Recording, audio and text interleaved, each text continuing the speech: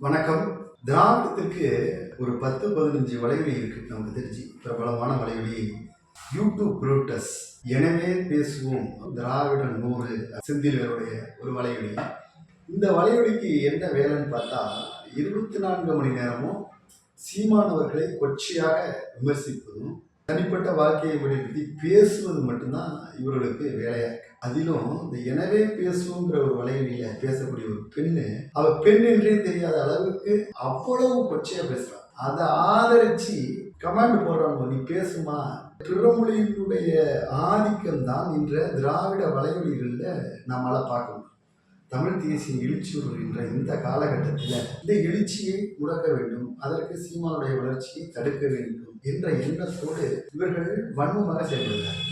இதுல ஆரியத்திற்கும் திராவிடத்திற்கும் ஒரு ஒற்றுமை உண்டு. ஆரியம் என்ன செய்யும்? தன்னுடைய எதிரியை தன்னை அரவணைக்க பார்க்கும், தன்வசப்படுத்த முடியலையா ஆற தழுவி கட்டி அணைத்து இறுக தழுவி அவர்களை எலும்பு உடைய அவர்களை கொன்றுவிடும். அதுதான் திருதுராற்றில ஆளின் அப்படின்னு அந்த போர் முறை, போர் யுக்தின்னு அதை வச்சிருக்காங்க. அதே போன்றுதான் திராவிடம் தனக்கு சார்பா ஒருத்தர வளர்கின்ற சக்தியை மாற்றப்பார். அப்படி அவங்க ஒத்துக்கலன்னா அவதூறுகளை வாரி இறைக்கும் காசை வாங்கிக்கிட்டு செய்து கொண்டிருக்கிறார். இதற்கு இது பத்தாதுன்னு என்னென்ன செய்யறாங்கன்னா, பெரியார் விருது வழங்குறாங்க. இயக்குனர் மாரி செல்வராஜ் ஒரு வளர்ந்து வருகின்ற ஒரு இயக்குனர். அவருடைய படைப்பெல்லாம் மிக சிறந்த படைப்பு, அதிலெல்லாம் மாற்றுக்கிறதுக்கு இடமில்லை. தமிழ் சமுதாயத்தில் சாதி என்கின்ற அழுக்கு இருக்கிறது. அது ஆரியரால் இங்கு உழைக்கப்பட்ட ஒரு அழுக்கு. ஒவ்வொருவருடைய மனதிலும் அந்த அழுக்கு இருக்கிறது. அதை நாம் மறுப்பதற்கு இல்லை. சாதி ஒழித்து விடவில்லை. இவர்கள் ஒழித்து விட்டதாக கூறுகின்ற பெரியார்வாதிகள் தான் பெரியார் வந்து சாதியை ஒழிச்சுட்டாரு, சாதி இல்லாம பண்ணிட்டாரு அப்படின்னு புரட்டு பண்றாங்கல்ல.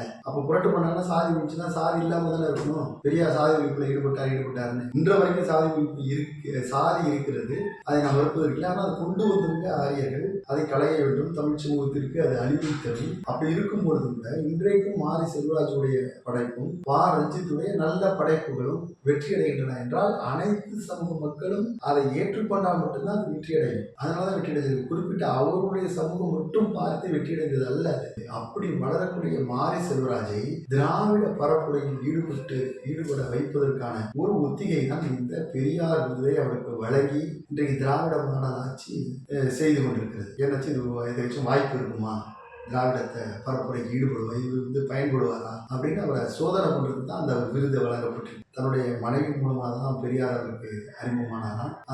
தான் ஒரு அம்பேத்கரிஸ்டாகவும் அம்பேத்கர் சம்பந்தமாக இணையத்தில் எழுதும் பொழுது தான் இணைய வழியாக தான் அவருடைய மனைவி அவருக்கு தொடர்பாயிருக்காங்க. அதில் அவர் காதல் வளர்ந்துருக்கு. ஆனால் அது வந்து பெரியாருடைய மனைவி புகழ்ந்து விட்டார் என்பதற்காகவே பெரியார் வந்து பெரிய சமூக நீதிவாதி என்று பேசுவதை தான் நாம் இருக்கின்றோம். பெரியாரை வாசித்தேன் என்று திரும்ப மாரி செல்வராஜ் அவர்கள் அந்த உரையில் குறிப்பிடுகிறார். பெரியாரை வாசித்திருந்தால் வெண்மணி படுகொலையில் பெரியாருடைய அயோக்கியத்தனத்தை அவர்களுக்கு தோழித்திருக்க வேண்டும், இல்லது பெரியாருக்கு முரண்பட்டு இருக்கிறார் என்று தன்னுடைய கருத்தை அவர்கள் முன்வைத்திருக்க வேண்டும். பெரியார் சொன்னால்தான் நீங்க சொல்றீங்க, நான் ஒன்று சொல்கிறேன் என்று நீ அது கேட்க வேண்டிய அவசியம் இல்லை, நீ சிந்தித்து அது சரியா என்று முடிவெடு என்று அதே மேடையில் விளங்குகின்ற மாரி செல்வராஜ் அவர்கள் இந்த விஷயத்தை மட்டும் அதுல பேசாமல் வாசிக்காம விட்டதுங்கிறது மிகப்பெரிய தவறு. ஏன் வாசிக்க வேண்டும் என்று நான் சொல்கிறேன் என்றால், ஒடுக்கப்பட்ட மக்களுக்கான ஒரு பிரதிநிதி, ஒரு இயக்குனராக உங்களை நீங்கள் காட்டிக் கொள்கிறீர்கள். அது ஒடுக்கப்பட்ட மக்களுக்கு எதிராக நடத்தப்பட்ட ஒரு மிகப்பெரிய கொடுமை. அது யாருடைய தலைமையில் நடந்தது? கோபாலகிருஷ்ணன் நாயுடு என்ற ஒரு நாயுடைய தலைமையில் நடந்த ஒரு மிகப்பெரிய கொடூரமான சம்பவம். அந்த சம்பவத்தை நிகழ்த்தியது தமிழ்நாட்டில் உள்ள ஆதிக்க சாதிகள் சேர்ந்து அதுக்கு தலைமை வைத்தது நாயுடு சாதி. அப்படி ஒரு சம்பவத்துல அப்பட்டமாக பெரியார் அந்த சம்பவம் செய்தவர்களுக்கு ஆதரவாக இருந்திருக்கிறார். பேசிய பெரியார் என்ன சொல்றாரு? இந்த 48 உயிர் இன்னைக்கு போயிருக்கு, இந்த உயிர் போனதுக்கான முக்கியமான காரணம் கம்யூனிஸ்டுகள் தான். ஏன்னா அவங்க கூலி உயர்வு கேட்கவில்லை என்றால் இந்த சம்பவமே நடந்திருக்க போறது இல்லை அப்படின்னு சொல்லி ஆதரவா இருக்காரு. இதை செஞ்ச கோபாலகிருஷ்ணன் நாயுடுக்கு ஆதரவா பேசுறாரு. அப்படி பேசுற பெரியார நீங்க உங்களுடைய பார்வையிலிருந்து எப்படி பார்த்துக்கணும்? அந்த தவறை சுட்டி காட்டியிருக்கணும். அது எப்படி உங்களால் கடந்து போக முடிஞ்சிச்சு? தான் திராவிட மாடல் ஆட்சியாக இருக்கிறது, இது ஒரு பேசினா எடுபடாதுன்னு அதை தவிர்த்து விட்டு போயிருக்கு. அதற்காக நீங்க வந்து அவருக்கு பட்டம் சூட்டிட்டா, உங்களுக்கு அவருடைய பேரை பட்டம் சூட்டிட்டா அவர் சமூக நீதியுடைய ஆசிரியராக ஆய்வுவர் என்று கருதுவது இளைஞர்கள் கருதுவார்கள் என்று நீங்கள் நம்புவது என்பது தவறு. அவர் ஆதிக்க சாதிக்கு ஆதிக்க சக்திகளுக்கு ஆதரவாக தான் எப்போதுமே இருந்திருக்காரு. இன்றைக்கு ஆட்சியாளர்களை எதிர்த்து அரசியல் செய்யும் பல தலைவர்கள் இன்று இருக்கார். ஆனால் பெரியாரை பொறுத்தவரை யார் எதிர்கட்சியா இருக்காங்களோ அவர் தான் சாடுவார். ஆளுங்கட்சியா இருக்கிறவங்க ஆதரவாக தான் இருப்பார். அது ஆங்கிலேயர்கள் ஆண்டாலும் ஆங்கிலேயருக்கு ஆதரவாக இருப்பார், காங்கிரஸ் ஆண்டாலும் காங்கிரஸுக்கு ஆதரவாக இருப்பார், திமுக ஆண்டாலும் திமுகவுக்கு ஆதரவாக இருப்பார். அது வரைக்கும் எதிராக இருந்தது ஆதரவு மாறிடுவார். அப்ப இதுக்கு பேர் என்ன? பச்சோந்தித்தனம் பேர். பெரியார் ஒரு பச்சோந்தி. காலத்துக்கு தந்தாப்புல தன்னை மாற்றிக்கொண்டு தனக்கென்று ஒரு கருத்து இல்லாமல் ஹிந்தியை எதிர்த்தார் என்று கூறுவார். ஹிந்தியை நான் எதிர்ப்பதற்கு காரணம் தமிழ் வேண்டும் என்பதற்காக அல்ல, ஆங்கிலம் வேண்டும் என்பதற்காக என்று தெளிவாக கூறியிருக்கார். இது முதல் மொழி போராட்டத்தில். ரெண்டாவது மொழி போராட்டத்தில் என்ன சொல்றாரு?